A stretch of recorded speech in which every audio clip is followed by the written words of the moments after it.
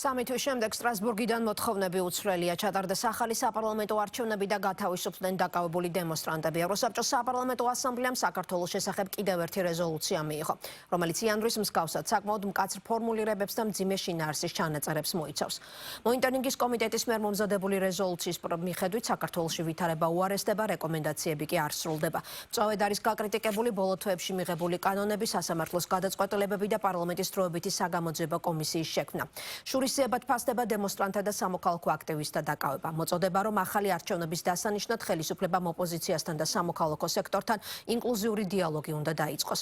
რეზოლუციის პროექტის კენჭისყრას წინ არანაკლებ მწვავე დებატები უძღოდა, რა დროსაც გამომცვლელებს შორის პოზიციები გაიღო. ხელისუფლების მიმართ კრიტიკასთან ერთად გაკეთა განცხადებები ქვეყნის შიდა საქმეებში ჩარევის შესახებ.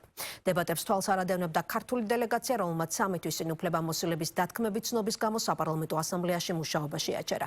მმართველი გუნდი რეზოლუციის ავტორებს ორმაგ სტანდარტებსა და არასამართლიან მიდგომებზე მიუთითებს. 93 წევრიანი მონიტორინგის კომიტეტის მიერ შემუშავებული რეზოლუციის პროექტი, რომელიც ევროსაბჭოს საპარლამენტო ასამბლეაში ქართველი დეპუტატების უფლებამოსილების ცნობას და ბოლო პერიოდში საქართველოში განვითარებულ მოვლენებს ეხებოდა 89 მომხრე, 3 წინააღმდეგი, 5-მა თავი შეიკავა, ხმათა ამ თანაფარდობით მიიღეს. 14 პუნქტიან დოკუმენტში 7 შესწორება იყო წარდგენილი, რომელთაგან 3 გავიდა და რეზოლუციაც ამ შინაარსით დაამტკიცეს, რომ ქართულმა ოცნებამ ხელახალი საპარლამენტო არჩევნები უნდა დანიშნოს, აქციების დროს დაკავებულები დაუყოვნებლივ უნდა გაათავისუფლოს, პარლამენტის მიერ ბოლო დროს მიღებული კანონები და დაანონსებული ინიციატივები, მათ შორის გრანტების შესახებ კანონი, ფარას ქართული ანალოგი, მედია მაუწყებლობასთან დაკავშირებულ კანონებსა და ადმინისტრაციულ სამართალდარღვევათა კოდექსში შეტანილი ცვლილებები, ისევე როგორც ოჯახური ღირებულებებისა და არასრულწლოვანთა დაცვის შესახებ კანონი, უკან უნდა გაიწვიოს ან შეცვალოს. ასამბლეა გმობს საპარლამენტო საგამოძიებო კომისიის მუშაობასაც, რომელთან გამოუცხადებლობაც ნაციონალური მოძრაობის მათი ყოფილი წევრებისა და სხვა პირების, მათ შორის ოპოზიციური პარტიებისა თუ სამოქალაქო საზოგადოების წარმომადგენლების სისხლის სამართლებრივ პასუხისმგებლობას აყენებს. ამ კონტექსტში პასე შეშფოთებულია ქართული ოცნების განცხადებებით, რომ კოლექტიური ნაცმოძრაობის აკრძალვას გეგმავს.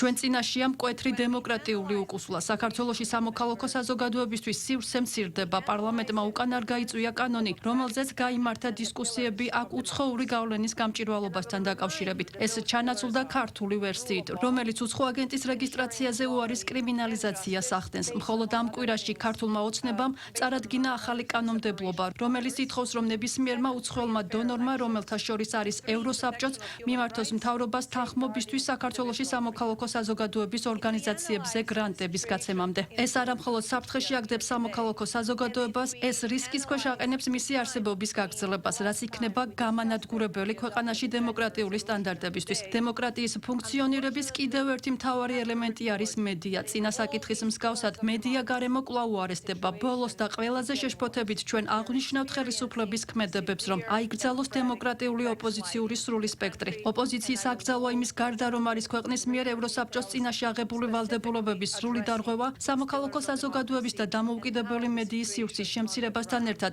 იქნება ფუნქციონალურად ავტოკრატიის დაფუძნების სიგნალი საქართველოში.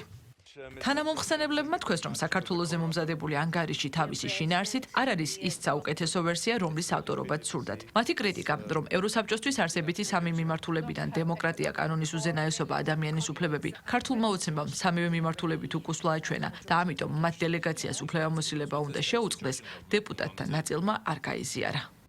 ევროპის საბჭოს წევრობა არის დემოკრატიის, ადამიანის უფლებებისა და კანონის უზენაესობისადმი ვალდებულება და საქმე არ ეხება გეოპოლიტიკას.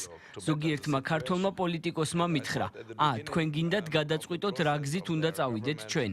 რა თქმა უნდა, მე არ მომწონს თუ თქვენ სამხედრო დამნაშავეებთან მეგობრობთ. თუმცა თუ გინდათ რომ იყოთ მეგობრულები პუტინის რუსეთთან, შეგიძლიათ ეს გააკეთოთ. ის რისი გაკეთებაც არ შეგიძლიათ არის ამ ორგანიზაციის ღირებულებებისა და წესების შელახვა. თქვენ უნდა დაიცვათ ისინი. გთხოვთ დაბრუნდით ჩვენთან კონსტრუქციული დიალოგით. მოდით წავიდეთ ერთად სწორი მიმართულებით, თუმცა სამწუხაროდ დღეს უნდა ვთქვათ, რომ მოხდა საპირისპირო. ვთხოვ საქართველოს ხელისუფლებას დაუბრუნდით ჩვენს გზას. ვფიქრობ, თქვენ უნდა წახვიდეთ ახალ არჩევნებზე, რადგან გჭირდებათ ახალი ლეგიტიმაცია. ჩვენ ვიხილეთ დარღვევები არჩევნებზე და თქვენ ყველაფერი უნდა გააკეთოთ ძალადობის შესაჩერებლად და პოლიტიკური პატიმრების გასათავისუფლებლად.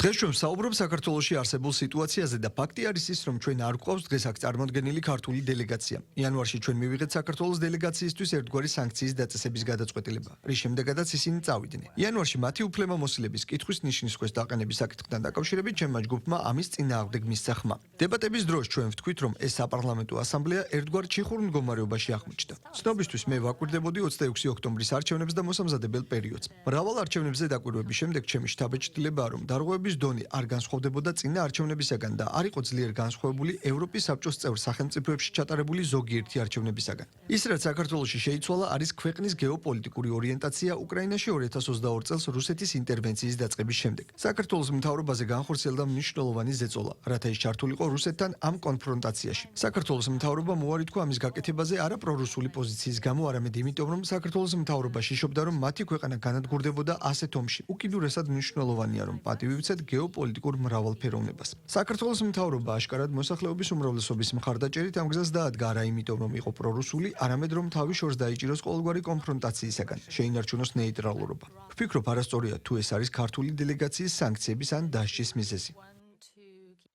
1989 წლის აპრილი. საქართველოსთვის იბრძვიან მღერიან სიმღერებს. 9 აპრილს 4 საათზე მოსკოვში გაიცა ბრძანება, რომ იერიში მიეტანათ ამ ადამიანებზე და რუსი ჯარისკაცები სამხედრო ტექნიკით თავს დაესხნენ ამ მოქალაქეებს. მათ მოკლეს 20 ადამიანი. ახლა ისევ აპრილში 2025 წელს ქართველები ქუჩაში დგანან. რუსთაველზე თავიანთი პარლამენტის წინ. მათ სურთ დემოკრატია, სურთ თავისუფალი საქართველო და ისევ მოსკოვი უტევს მათ. ამჯერად არა რუსი სამხედროების ხელით, არამედ მოსკოვის მარიონეტების, ივანიშვილის, კობახიძის და სხვების ხელით. ეს არის ის, რაც ახლა ხდება და ჩვენ აქ ვართ ქართველი ხალხის მხარდასაჭერად. მინდა უთხრა ქართველ ხალხს, უფრო მალე ვიდრე ბევრს გონია, საქართველო იქნება თავისუფალი და ჩვენ შევხვდებით რუსთაველზე. ნანასთან, ეკასთან, გივისთან, გიორგისთან. ჩვენ შევჭამთ ხევსურულ ხინკალს, აჭარულ ხაჭაპურს, ჭადს, დავლევთ საფერავს კახეთიდან, დავლევთ ქვევრს რაჭიდან. ეს დღე მოვა, ეს დარწმუნებით ვიცი. ამ დღეს ჩვენ გავიხსენებთ ყველა ბრძოლას, ყველა მებრძოლს. ისე ვიმღერებთ.